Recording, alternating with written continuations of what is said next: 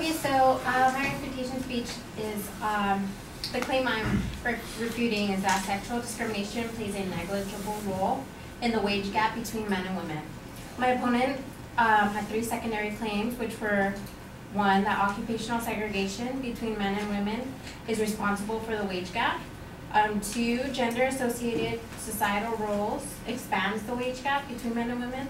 And three, that discrimination against both sexes weakens its effect on the gap. Okay, so my opponent stated that one, that occupational segregation between men and women are responsible for the wage gap. He stated that men tend to occupy high-wage occupations, and women tend to occupy low-wage occupations more often. He also stated that STEM field, which is science, technology, engineering, and mathematics, were higher occupied by men. And I found information that not all STEM fields are dominated by men. In fact, many STEM fields have an even mix of men and women, and others actually have more women than men. For example, some biological scientists are 46% women. Registered nurses are 91% women. Clinical laboratory technologists are 78% women. So this really disproves my opponent's claim, because he states that it's occupational segregation that is responsible for the wage gap, when in fact there are many women that, there are many STEM careers, which he stated, that are higher occupied by men, when in reality there are many STEM careers that are also occupied, mostly occupied by women. He also stated that he backed up his first claim, saying that men tend to occupy high-wage occupations by stating later on in his third claim that I'm sorry, I'm getting confused. Okay, men tend to occupy high-wage occupations because, as he stated in his third claim, which was discrimination against both sexes weakens its effect on the gap, he stated that women have a harder time being interviewed for higher wage positions like engineering and things. So he kind of contradicts himself, because he's saying men tend to occupy high wage occupations because women have a hard time getting interviewed. So this does show that there's sexual discrimination when women are being interviewed for jobs. Now I found, he also stated that gender-associated societal roles expands the wage gap between men and women, and he stated that women are more likely to work part-time compared to men, which is a big factor in why women earn less. And I found that when it comes to part-time work, the gender wage gap goes the other way. Women actually out-earn men. Among workers who work at least 40 hours a week, men still significantly out-earn women, but as soon as you drop below that 40-hour-a-week mark, the reverse happens. Most women make more than men who work equivalent hours, with the exception of workers who put in fewer than 5 hours a week. So this proves my opponent's claim that, or my opponent's evidence that women earn less because they likely work part-time. I'm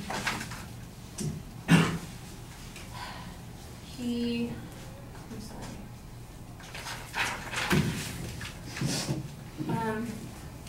He states that in his third secondary claim that discrimination amongst both sexes weakens its effect on the gap. And I didn't really understand how it weakens its effect. It almost strengthens the fact that sexual discrimination does play a role in the workplace. Because even though they're perfectly qualified, women have a harder time obtaining certain jobs because of their sex. They have a harder time obtaining promotions because of their sex. And although men, he stated, or he gave the study that sent out 2 resumes, which was a man and a woman, and stated that men had a harder time acquiring secretarial jobs. But even though they have a harder time obtaining secretarial jobs, they still have the upper hand on being hired for jobs that pay higher wages like construction work and mechanic work. So this doesn't really give evidence as to why it plays a role in the wage gap if they can ultimately earn more money doing a different job as opposed to women. And that is all I have.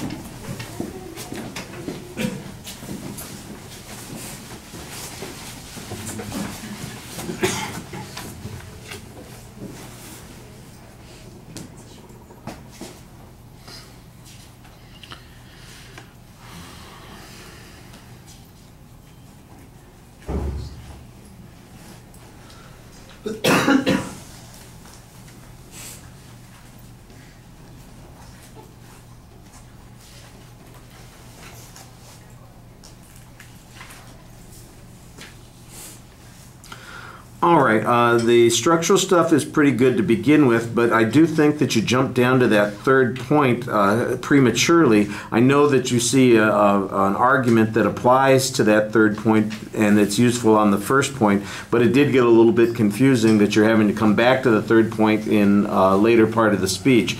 I think, for example, you might want to wait and make that argument at the bottom and then refer back to the argument that you made earlier and point out how that would undermine the claim at that point. Instead of jumping ahead, kind of fall back. I think that would be a little bit clearer. I did think that you had some interesting information on the STEM fields and talking about how women dominate in particular categories.